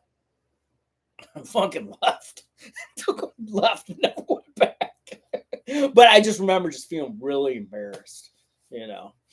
no, I don't think there's a, And it wasn't really what I wanted to do. And there's not a level of embarrassment. It's but as far as me getting nervous, nah, I'm not getting nervous. no, I think it's you'll get nervous because you've worked so hard. I don't think I will because I don't. Here's the thing: like I'm not afraid to fail, and if dog fails, There's nothing I can But do. About but it. the dog didn't fail. You have to remember. If I fail, then I you fail. failed. Yeah, but you're not going to hear me cry about it. You'll never hear I me don't whine about cry about it either, but like, I guess I'm presenting it wrong. It's more of a fun, like, nervousness. Like, You're excited. you're excited and you work so hard. It's like if me and you went and shot trap or sporting clays for 200 days in a row, and then we went and competed on it. Like, I would think that I would shoot pretty damn good. And if I went and just freaking didn't hit a target, I'd be like, what the fuck just happened? And it's your nerves that get into it. And then you have to think that your nerves are going into the dog and stuff like Yeah, that. because your dog's is pretty much reading you. Yeah. Yeah, So- your dog's gonna know something's up if you're feeling off. Right. I mean, I don't think I would be. I'm being completely honest about it. Well, you're just a weirdo. I just don't know if I care. You know, it's like I don't care enough for me to be nervous. Is what I'm But saying. see, I think that's it's just what like we're gonna go do it. Like I love doing the training. I love teaching the dog. I love training my dog. But like But when it if comes you're to not- competing, it's just like okay, Okay, I guess all right. Here's here a we go. better way to put it. If you were like competing with Frost, How many right? times have you ever seen me get mad? Like, let me ask you that question. Like, how many times have you seen me get like I've seen you. You're not like me where you actually get mad, but I can tell when you're frustrated. okay, fair enough. Like But I don't bring it up. yeah, and I don't know if that's healthy. You might be a psychopath. I could be. Why am I not rich? Well, I mean, you're richer than me, so No, Yeah. I don't think I am. yeah, you are. But I mean, what I'm getting at with the dog thing, like, I guess what you need to allow yourself to be held to, like, you don't give a fuck about nobody. You don't care what anybody thinks about nothing. And if you want to have like, if you want to have a like the hunting dog when you go up with Ron and them, you got to hold yourself to a standard, not just like, I don't give a fuck. Like, you got to No, say, I care about the things that I care about. Is like I do care about my dog's if you were performing. competing, your dog Frost would be picking up birds right now because you weren't competing, because you're not I don't holding. think he would because I'm going as fast as I can with him. No, you're just so soft. You're soft. I am soft, but I feel like this is a pretty bad that like you He kind of is not. you have to watch him. If I rush it with him, I'm going as fast as he's allowing me to. If you rush it with this dog, you'll ruin him. I'm telling you, you'll I mean, ruin the two- dog.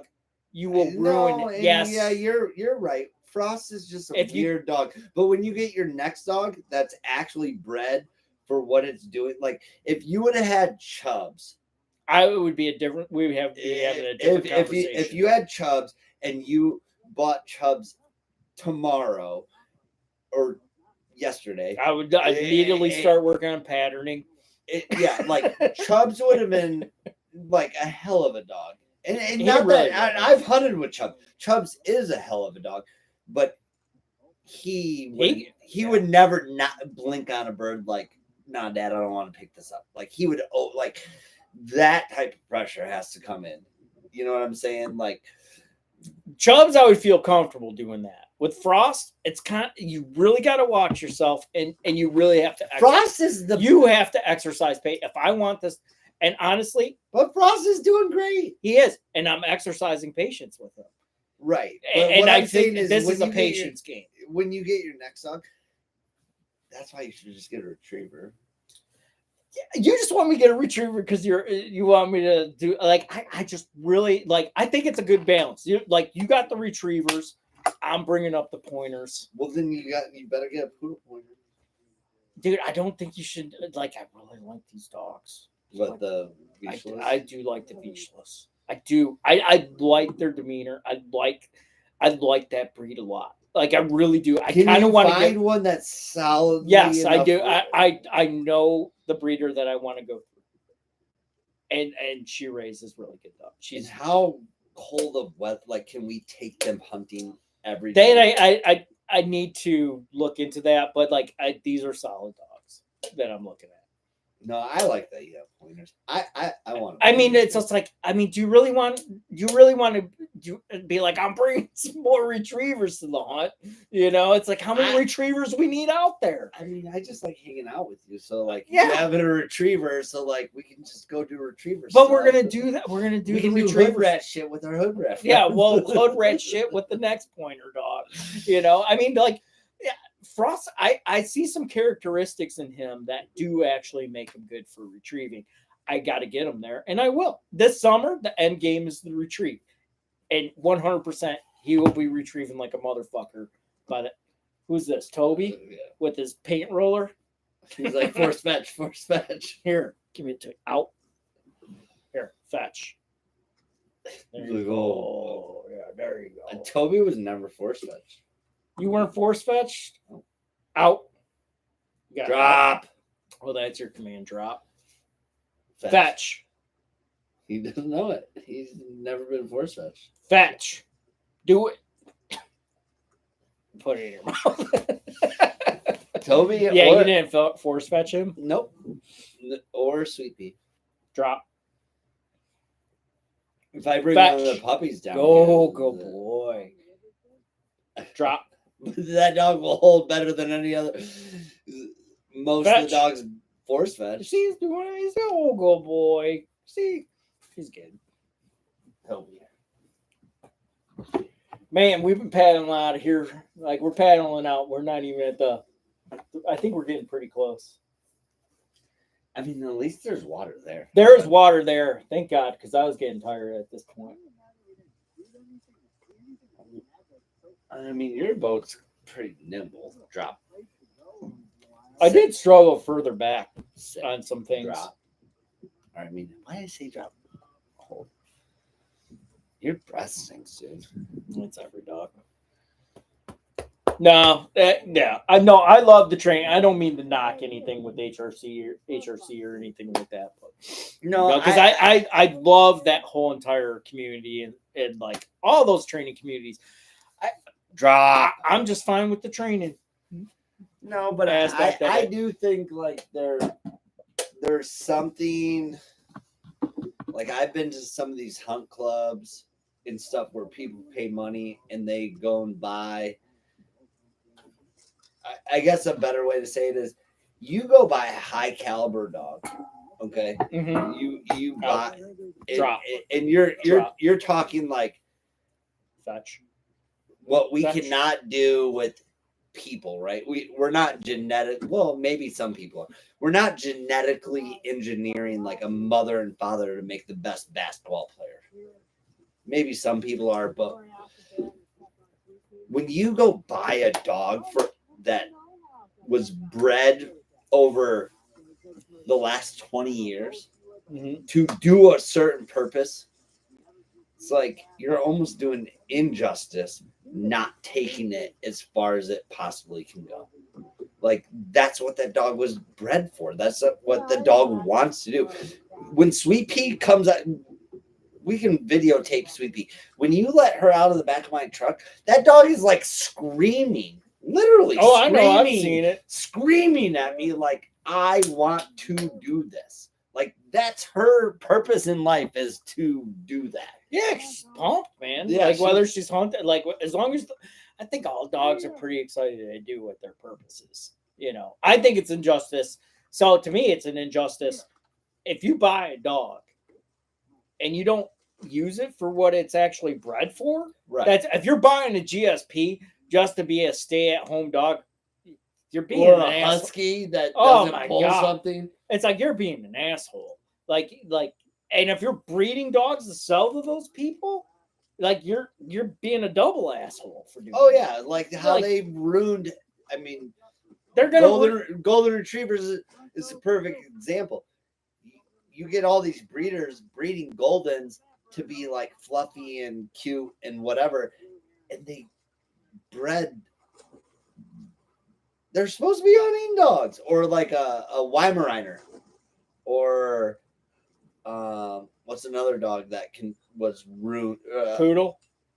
Poodle, The poodle. Irish setter. I did the poodle. Yeah, the Irish setter. Yeah, how many Irish setters or red setters or whatever you want to call them? How many do you see out? I've never seen. Everybody thinks they're Irish setters. Yeah, because they're red and what they're supposed to look like. But yeah, like they ruin these breeds. Yeah, and at the end of the day, it's not going to end. You No, know, you it's see not. GSPs or German Shorthair Pointers becoming more and more popular in the pet community. Well, I mean, we're gonna get and dire it's wolf like- doodles. Fucking Jesus. I'll take a dire wolf and hunt the fuck out of that motherfucker. What on elk? Whatever we can. Give me a whole pack. We'll go at it. I don't know. Like, you know me. It's like if my dogs range out 400 yards. I'm like, oh, shit. No, you have one dog. You have one dog that ranges out to 400 yards. You have one dog that will stay in like 20 feet. No, we got him good. He's good now, man. He's at a healthy 50 yards. He's not healthy. But that's where Great grousewood. yes, that's where I want that motherfucker. And he's getting every time I take him out, he's getting more and more confidence. I mean, it's taken a lot of outings that nobody would put up with, but No, He's Frost doing good. is- God damn, does that dog have a big head? yeah, he's funny, man. He's got a good nose. Well, no, and He does some weird shit, man. his head is so big. We got him to stop eating goose poop. He walks right by it, man. He doesn't touch it. You shock him? Yeah, I did shock him. Anytime he went for goose poop, I started shocking him. Like he now associates that goose poop with pain. Because no. I mean, look, do you ever find? Oh, here's the end. Try and make this quick because this is gonna end pretty soon. God damn, what was I gonna say? Talking about Frost. Shit, it was good too. God damn it, I hate when that happens. Fuck it, it's okay. No, he's doing pretty good. No, Frost is doing great. Now Hey. we just got to get him picking birds up. Yeah, pick the birds up and bring it to me. I've only seen him do it Do you have once. a goose in the I have freezer? two full-grown geese in my freezer right now. That's what They're taking up a big chunk of my You freezer. have to proof him on those. You have to proof him. Well, we got a ways to go before we're ready to pull out the geese out of my freezer. No, but I'm saying like you're going to have to take your softness out of it, and Frost is going to have to take the softness. Well, I'm out of hoping it. that I won't have to. There would be no softness by the time I get to the geese. I see. I think I would you're hope by going to have to put pressure on. right now. I just need him to pick up a goddamn quail. Like that's what I need him to pick up right now. Like first steps first, and then we'll talk about pulling the geese out of. But you're going to have to put pressure on him to pick something up. just like not eating goose poop. You're gonna have to put the Oh pressure no, on. and I will, but it's gonna be with him. It doesn't take a lot of pressure. It's like a low 1, low 2. Yeah, with numbnut here, it's like high 5. Yeah, I don't know how anyone does that. If I put a high 5 on my dog, either of them. Oh, Sweepy, you put a high 2 on her. She don't even want to sit whistle. When I was trying to figure out Frost's baseline, did I ever tell you this story? No. So I'm trying to figure out. So I put the collar on. I'm trying to find out his baseline. You know how to do that, right? Like where, like what, like so you put the collar on the dog, and you're trying to find like where their base is. Like when you see like the head just go like that, like being shot. Wait, What I'm doing. Wait. You're about to explain something that I think is 100% incorrect way to teach a dog. All right, I'm collar just gonna pressure. explain what I did. Okay. Toby, come here. So this is what I've been taught. So I needed to find out my dog's baseline. So I put the collar on the dog, and you start with the lowest setting on your collar, okay? And you look at the dog's reaction. And if your dog kind of just does like this subtle like movement, it feels it. That's your baseline. Now, So did you teach him? there's no there's no teaching what this collar is yet. I am just trying to find his baseline. And so I put the collar on. All right, we're doing it. I put him in sit. I'm looking at him. He's like, hey, low 1. Lowest setting I can go. It's a low 1. Zap him. Frost jumps 5 feet in the air in front of me. I've never seen. If I did a low 1 on jumps, he wouldn't even like. I didn't know you did that to him. Yeah, I mean, like I was from looking. all the training, all the things I've read, you did a horrible thing to that dog. In what way? Because you didn't introduce the collar to him, so he understands it. So what setting do you start with? You don't start on a setting. You have to use a prong collar or some sort of pressure that. No, there's pressure, but how do you know if you don't know your dog's baseline, dude? How are you supposed to know? There's no baseline. So this is how I've introduced. And I'm not a pro trainer. So at this all. is so like I'm gonna if bring you this watch- up. I'm gonna bring this up to somebody and ask them. So pointing people, in my opinion, are not to be mean, soft.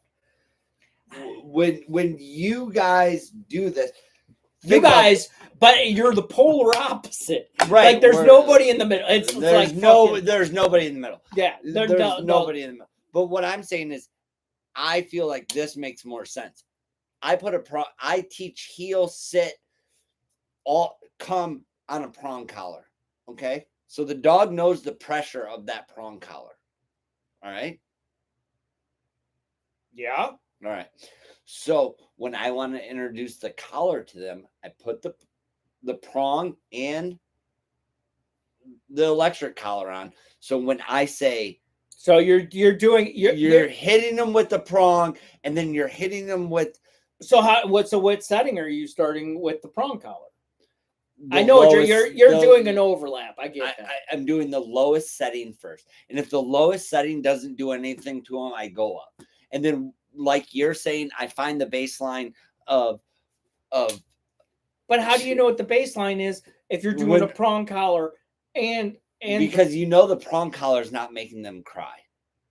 The prong collar is not making them go, oh, right? But that's not what I'm looking for. But that's how you find where you're too far. So if you can hit them with, but a low 1. Is it? I mean, have you But put the collar on yourself and put a low 1 on? but It doesn't feel anything. It feels like this. But it scared him. You got to think, he has no idea why that pressure came. He has no idea why that pressure came. You just sat him and hit him with that to see what his reaction was. And he was like, I guarantee you, if I told you it wasn't a shock collar and I said, hold this box, sit there, and then all of a sudden I'm going to shock the you. The next one, we're doing a low one on me. And like, because a low one does not hurt. It doesn't, it's But not pressure. It not doesn't have to hurt. Think of a dog. Think of a dog. Watch the cable, Toby. Think of a dog. Think of a dog. Like it scared him. It did, but it shouldn't have. But you didn't teach him why that was coming. But I needed to find out what setting to start on. Apparently, it is lower than a low one. No, but if you would have overlaid if I overlaid it, because that's what I was trying to figure out, because I was going to overlay. But you have to overlay first. You can't teach the cow. Like every professional dog trainer won't give a dog the collar unless they overlay it with what they've already learned. Drop. So you have, like, the dog. Touch. Think of being vibrated or shocked by something. Think of when you were a kid and you took those whatever C batteries and put it on your tongue. That was the it's not a C, it's the fucking the square battery, whatever. What is that one? God damn it. D, whatever. Not D. It's a fucking it goes in. We know it's a little rectangle cube battery. Out 12 volt. Drop. Like that doesn't hurt, but it scares you. You're not used to that. But I could literally, if I condition myself. But a low one doesn't even feel like that. But Frost is who he is. Fetch. And that's what I'm saying is you can't just put a collar on a dog and shock him. It's gonna scare him. It's gonna scare him. But you act like it was like a shock, and it's not. It doesn't matter if it's a shock. It's like me just doing what you did right now. Yeah, but they don't like that. They don't want to be. They don't understand why there was pressure on their knee without seeing my finger there. So, like, just think of the response that I got. The response that I got from that was way more than I barked. I'm gonna have to ask. I really don't know. I'm not disagreeing with you. I will. But I'm not. You are a person I hang out with more than anyone else. If you ever try to fucking collar condition a dog without overlaying it and just find out you're doing the wrong thing. There's no, like, fair enough. I mean, I'd be open. I mean, fair enough. I mean, you gotta start somewhere, you know. But you have to start it with like fetch, ear pin, fetch. Go. You have to ear pin. You have to. We did ear pinch. But you didn't introduce the collar with the ear pinch. Fetch. If you would think of this, you would have probably eliminated a lot of problems with Frost if you would have done ear pinch with the collar. Well, we did at the same time. Yeah, I did do an overlay, but what I was trying to do is figure out the dog's baseline. That's the only time I ever did that, and I never did it again. But you got to keep doing it because that's the only time I ever did the baseline thing. That thing that I told you I did with him that you said was wrong. And then I was like, well, I can't go any lower. That's our baseline, dude. But, okay, I'm going to admit my own faults. With the puppies that I have, I have not overlaid enough with the collar for whistle sit. So I'm going to have to back up, and I'm going to have to go to a long line with a prong collar and the electric collar to get them to correctly whistle sit, because when I hit, they understand the collar for pressure for certain things. But when I whistle them out there and they don't want to stop, because they'll whistle sit next to me. Okay. They understand. Is that where you start? I've never watched you guys train on whistle sit. This could be wrong. The way I introduce whistle sit is by heel. So like walk, dude. Prong collar. Do you overlay that with a command? Yeah, sit. Sit. Okay. So would you like blow and then you pull back on them? I say sit, blow, and then eventually you take sit out of it and you just blow the whistle. Okay. So how do you do that at the same time though? If I'm just asking, like, so you blow the whistle. As you're blowing the whistle, you kind of like give them a little pull back, and then this is you like say sit. So if I'm gonna do it, it's sit, correction, blow, overlay with the collar at the same time I tug on it. Fetch. And There you go, buddy. There you go. And I'm not the best trainer at probably either, but what I'm saying is you have like I'm gonna have to back up with the puppies to get them on really good whistle sits. Yeah, and I'm not disagreeing with you because I haven't trained enough dogs to disagree with you. I don't know. I mean, I'm going. But you're also I'm going off of what people you're going off old head pointer people. But you go off of old head HRC people. Do you not? Yeah, but they're actively training, and I feel like they're evolving. Not like the one I'm going off is actively training. Who? I'm not going to name any names. Brent? Jim? No, I'm talking about in the pointing world. Are we talking about the same guy? No, I don't think we are. Because like the person I'm talking about. Oh, you're talking about the one that I'm not going to name professionally names. Trained. Yeah. I mean, he does this for a living. He does it every day, and his dogs, the most solid I've ever seen. Out of any dog I've ever seen, those dogs are fucking solid. Like I've never been impressed by dogs. Like to me, it's just like when I see a dog that's doing its job and stuff like that, to me, it's like it's still a dog at the end of the day. It's barely it listens when it wants to, but this like the dogs that I was seeing when I was working with this person, I was just like, fuck. Like, is every dog in his kennel like that?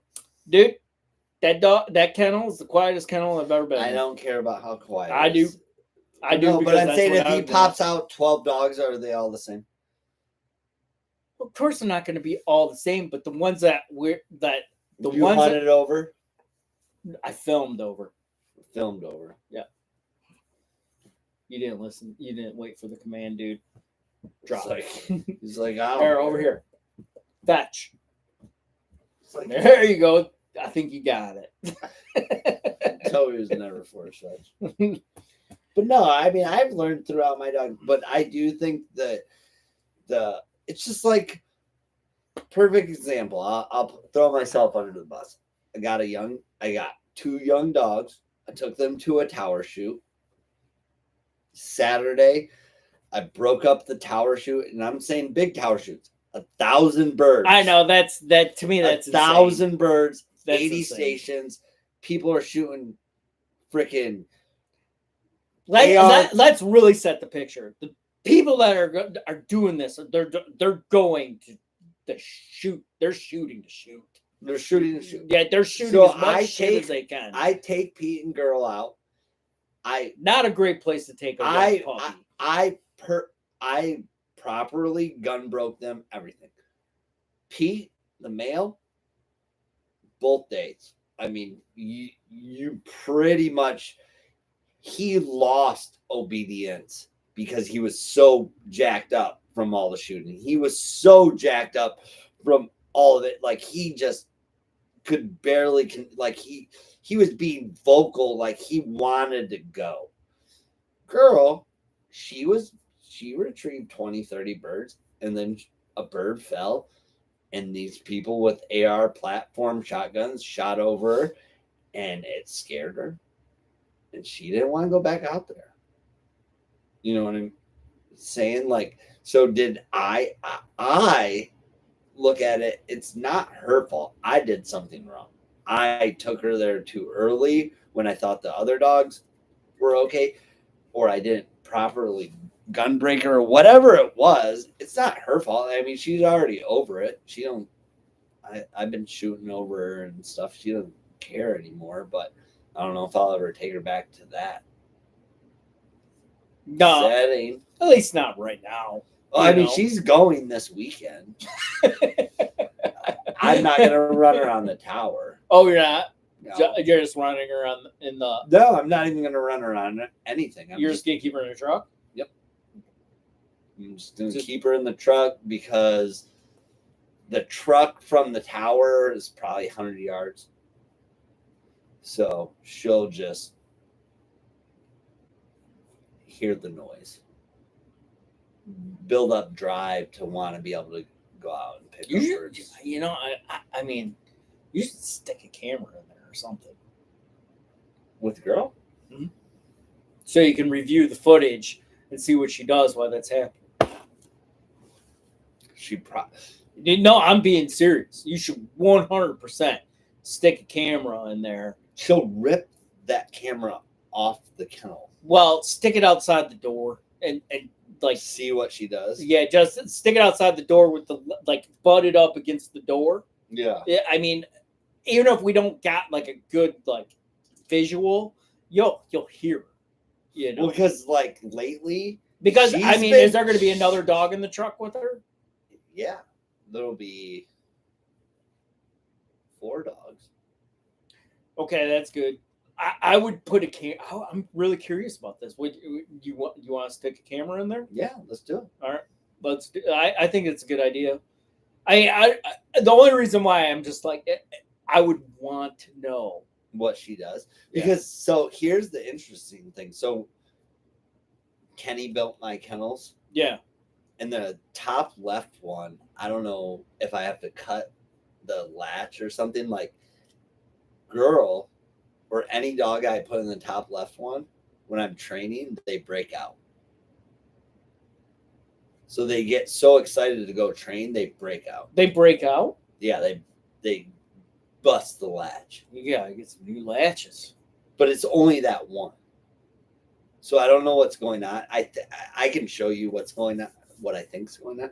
But girl was the one that started it. So when I go training and they hear these shots and stuff, girl's the one now getting so amped up that she breaks out and tries to go. Like she doesn't even know where the marks are, the gunshots are. She breaks out of the back of my truck, jumps out and runs where the other dog's going, trying to steal their bird. Which one? Which dog? Which dog was the one that had the problem? Girl. And when did she break out? When she's been doing it all ever since like the last week. Oh, so she's been doing that during training and stuff. Oh yeah. So Okay. like you can ask Lauren. Like Lauren, We're putting a camera on that door. So Sunday or Saturday we went out training with the family, and I was running water setup, Mm-hmm. and I ran Sweet Pea, and then I ran Toby, and I think during Toby, girl broke out. Okay. Fetch. And so Lauren grabbed her like this, like held, like was holding her. And I didn't want, like, when I get in, like, Lauren gets really mad with me, like, because she wants to take pictures and stuff. And I get frustrated with her, like, being a distraction. Mm-hmm. So, like, and I'm like, and I gotta just not be so angry, but I'm like, stop. And so girl breaks out and she grabs her and she's holding her like this. Okay. Mm-hmm. And like another bird or mark or whatever was going on went off. And I thought girl broke Lauren's nose. Like she was like, no, yeah, I don't care if there's gunshots or whatever. Like she and Lauren felt it. Like, you know, she got hurt.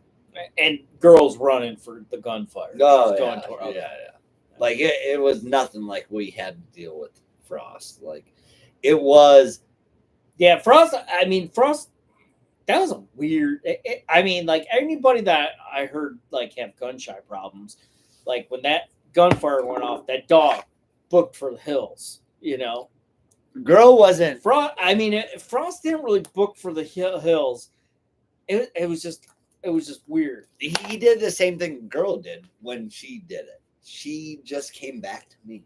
Yeah, And like she would stand behind me, or yeah, he would run the other way. You'd see him like there's a couple videos I watched where like where we're releasing those chuckles. yeah. Yeah, and like when the But he wasn't running away. no, He was running to you. yeah, and it was just like fuck that, man, and like yeah, it was just some weird. It was really weird. It's confusion.